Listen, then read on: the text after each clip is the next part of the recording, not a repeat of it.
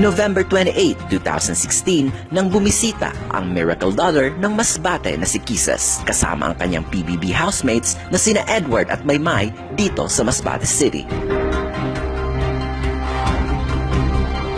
Ito ang unang beses ng kanyang pagbalik dito sa Masbate mula nang siya ay makapasok sa Pinoy Big Brother Season 7. Kaya naman, halos maiyak sa tuwa si Kisses nang makita ang hindi mabilang na taga-suporta na sa kanya ay nag-aantay.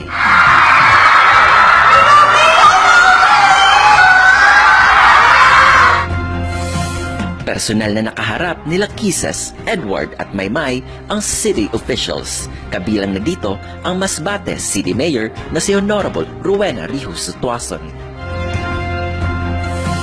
Matapos ang picture-taking, sila ay nag-motorcade at nag-tour sa Masbate City.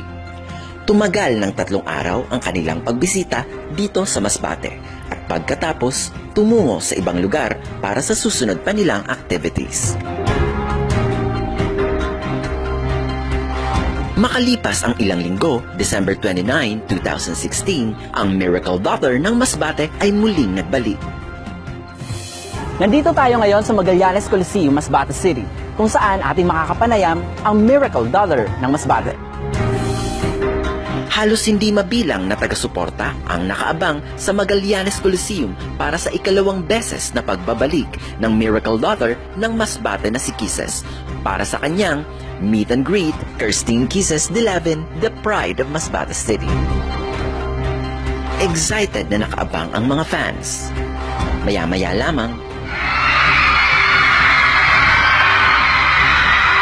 sigawan at palakpakan ang mga taga-suporta nang makita na nila ang kanilang inaantay.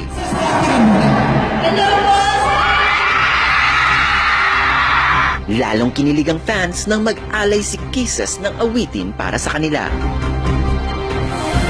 Matapos ang interview on stage, nagkaroon ng pagkakataon na magpa-picture ang mga fans kasama si Kisses. Baka sa kanilang muka ang hindi masukat na tuwa dahil dito. Nag-hug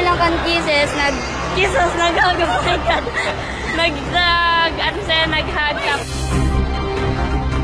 Maging si Kisses ay masaya rin sa kanyang ikalawang beses na pagbabalik dito sa Masbate. Grabe ang sadya ko kasi hindi ko gina-expect na magkakaigwa pa akong chance magbalik didi. Siyempre, it's good to be back home. Kaya mga tao, syempre, tapos ang mga nakikita mo, mafe-feel mo talaga na didi ka nakabilong. Na didi ka talaga nagdako, tanan na memories ang buhay mo, ate. Kaya, masadya. At ang tanging mensahe ni Kisses ngayong Pasko at paparating na bagong taon para sa Masbateño ay Christmas message ko sa mga Masbateño. Sana mag-enjoy ka mo sa ninang Pasko. Aram ko naman ang mga masadyao ng mga taga-Masbate. Alam ko mag-enjoy ka mo. Sana mas kariguon pa ka mo sa blessings, sa Ginoo, kay mga maayo ka mo na tao, mga taga-Masbate. Tsaka, Merry Christmas and Happy New Year sa inyong tanan. Puro pa lang gago ka mo, Masbate, dako-dako na parte sa puso ko. Kaya mag-ingat ka mo. God bless. I love you all.